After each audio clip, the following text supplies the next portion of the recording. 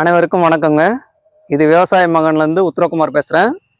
இப்போ நம்ம சவுக்கு சாகுபடி சம்மந்தப்பட்ட வீடியோ தான் இது. இந்த கன்று CH5 ஸ்பீடு 1ன்னு சொல்லுவாங்க. கன்று 3 அடிக்கு ஒரு கன்று அப்படின்னா ஏக்கருக்கு 4500 கன்று தேவைப்படுங்க. செடிக்கு செடி இடைவெளி 3 அடி நீங்கள் விட்டு நடவு செய்யணும்.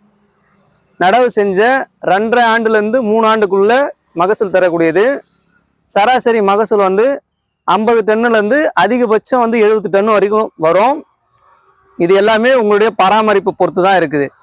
கண்ணை வைக்கிறதுக்கு முன்னாடி எவ்வளோ விளையும், எவ்வளோ விலை போகுது, என்ன மரம் வரும் அப்படின்னு நீங்கள் யாரும் கேட்கக்கூடாது. ஏன்னா கண்ணு புள்ள மாதிரி நீங்கள் வளர்த்தீங்கன்னா தான் அது நல்லா மகசூல் வரும்.